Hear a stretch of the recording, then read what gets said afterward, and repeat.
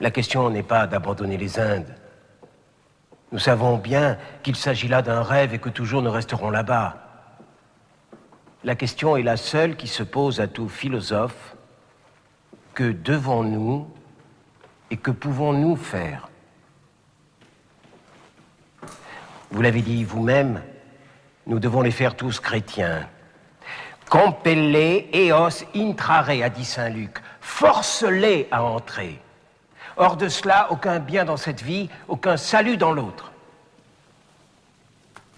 Comment les convertir? En combien de temps? À quel prix? C'est la seconde partie de la question, et sur ce point, frère Bartholomé, nous différons. Vous dites, chrétien et esclave, non, les deux termes s'excluent l'un l'autre. Et je dis, moi, pourquoi pas? Pendant quelque temps, en tout cas, en attendant une conversion générale, car c'est cela qui nous importe. Vous dites aussi, les guerres que nous avons menées ne sont pas justes. Et je dis, moi, la guerre juste est celle qui conduit à la justice.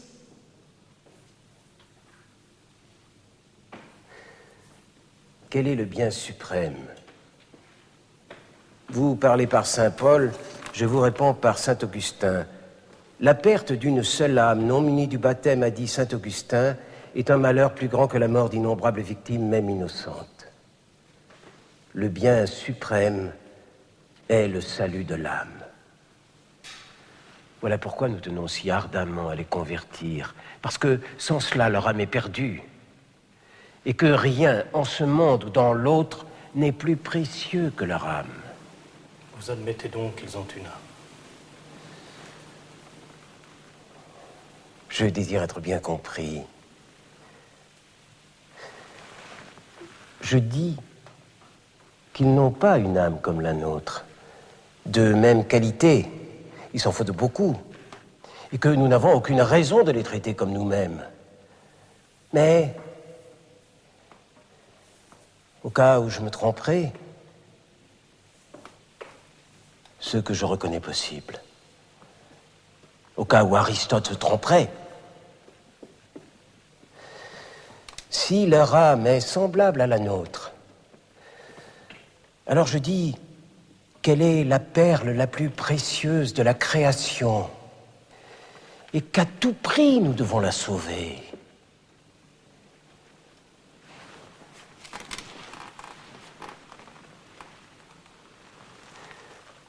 Que vaut-il mieux? Une vie terrestre sans gloire, dans l'erreur et dans le péché, suivie d'une éternité de souffrance, ou bien une vie plus courte, plus dure peut-être, et plus vite frappée par la mort, mais suivie d'une éternité de lumière auprès du vrai Dieu vainqueur.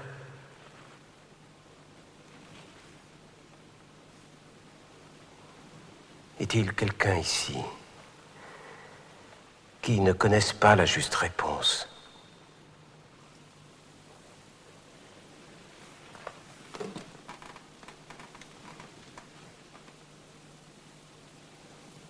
Vous avez terminé? Oui, Éminence.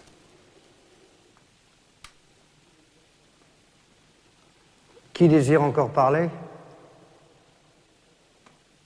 Vous, peut-être? Non, tout a été dit, il me semble. Personne. Je peux dire quelque chose? Mais approchez certainement. Moi, je parle pas très bien, j'ai pas appris. Mais ce que j'ai à dire, tout le monde ici doit le savoir. Nous vous écoutons. Nous sommes venus, mon ami et moi, pour parler de notre installation là-bas, de notre vie. Il faut travailler avec eux, on n'a pas le choix. Mais ils sont sales. Et paresseux, ils sont voleurs, ils n'ont pas de parole. Et pourquoi devraient-ils s'échiner pour vous? Frère Bartholomé, vous avez assez parlé, écoutez les autres.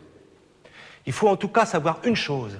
Si on doit les payer, les traiter comme des chrétiens, leur accorder des lois, nous occuper d'eux. Ça va coûter beaucoup d'argent, beaucoup. C'est peut-être pas l'endroit pour parler d'argent ici, mais... Allez, continuez. Et cet argent, il faudra le soustraire des revenus de la couronne, et aussi des revenus de l'Église. Mais ça, c'est sûr, on ne pourra pas faire autrement. Il fallait quand même que je le dise. Dans quelle proportion? Oh, dans des proportions énormes, énormes. C'est tout le système qu'il faudra changer de fond en comble. Il faudra même que l'Espagne et l'Église envoient de l'argent là-bas, au lieu de le recevoir. Hein? C'est sûr. Beaucoup d'argent.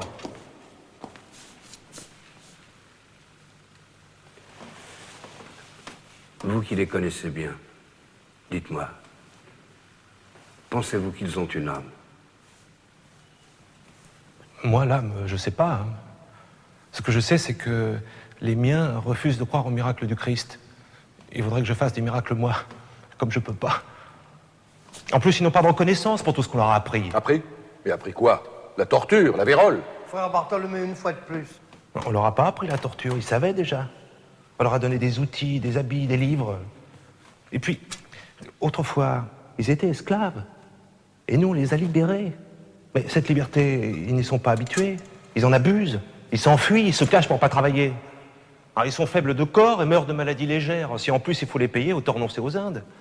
Au bénéfice du commerce aussi bien qu'au salut de leur âme. Ça, il fallait quand même le dire. Vous ne parlez pas si mal que ça. Je parle franchement, Éminence.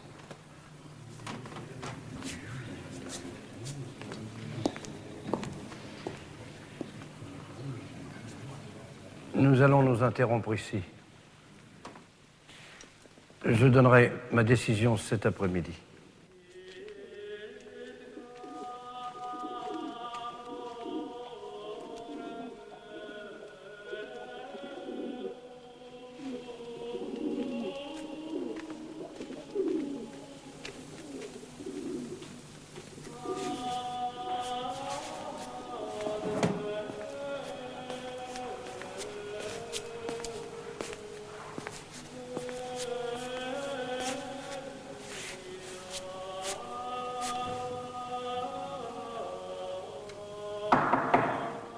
Oui, entrez.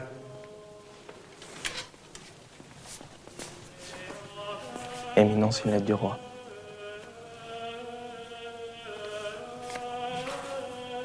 Vous ne la lisez pas? Je sais déjà ce que le roi veut me dire. D'autres me l'ont dit.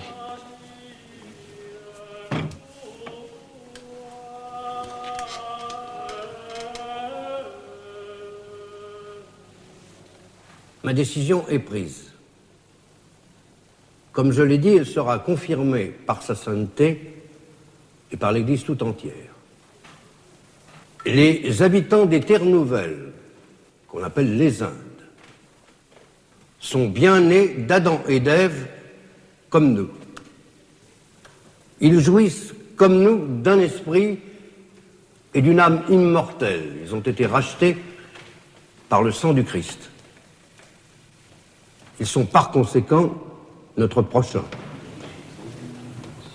Ils doivent être traités avec la plus grande humanité et justice, car ils sont des hommes véritables. Cette décision sera rendue publique et proclamée dans toutes les églises de l'Ancien et du Nouveau Monde.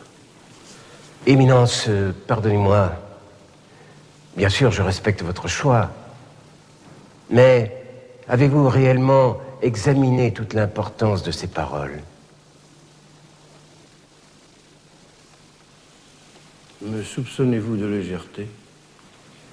Non, à coup sûr.